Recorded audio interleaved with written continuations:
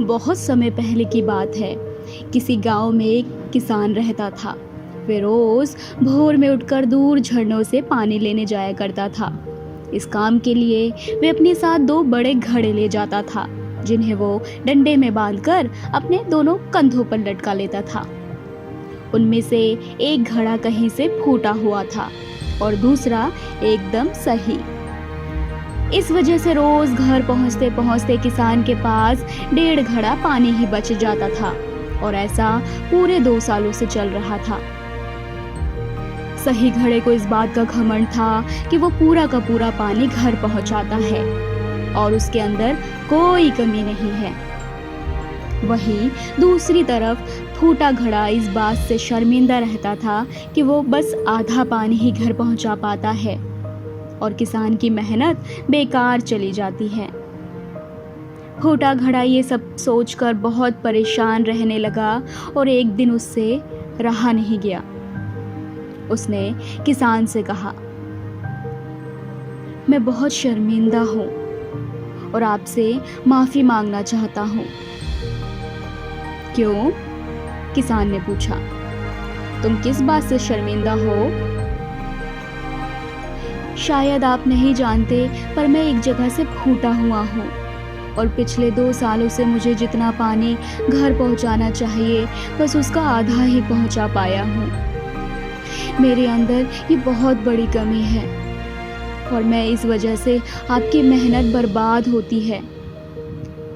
फूटे घड़े ने दुखी होते हुए कहा। किसान को घड़े की बात सुनकर थोड़ा दुख हुआ और वे बोला, कोई बात नहीं, मैं चाहता हूँ कि आज लौटते वक्त तुम रास्ते में पड़ने वाले सुंदर फूलों को देखो। घड़े ने वैसा ही किया। वे रास्ते भर सुंदर फूलों को देखता आया। ऐसा करने से उसकी उदासी कुछ दूर तो हुई, पर घर पहुंचते पहुंचते फिर उसके अंदर से आधा पानी गिर चुका था। वह मायूस हो गया और किसान से फिर माफी मांगने लगा। किसान ने कहा, शायद तुमने ध्यान नहीं दिया। पूरे रास्ते में जितने भी फूल थे वो बस तुम्हारी तरफ ही थे। सही घड़े की तरफ एक भी फूल नहीं था। ऐसा इसलिए क्योंकि मैं हमेशा से तुम्हारे अंदर की कमी को जानता था और मैंने उसका लाभ उठाया। मैंने तुम्हारे तरफ वाले रास्ते पर रंग बिरंगे फूलों के बीज बो दिए थे। तुम रोज थोड़ा थोड़ा करके उन्हें सींचते और पूरे रास्ते को इतना खूबसूरत बना दिया।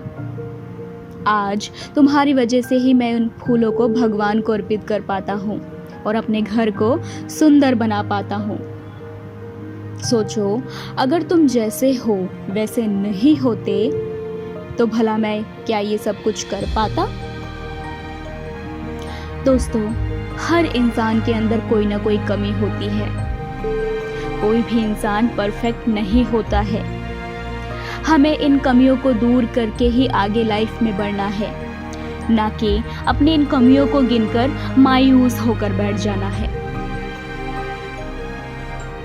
दोस्तों, अगर आपको हमारी ये वीडियो पसंद आए तो लाइक, शेयर और सब्सक्राइब ज़रूर करिए ताकि नेक्स्ट टाइम हम आपके लिए ऐसे अच्छे वीडियोस लाते रहें।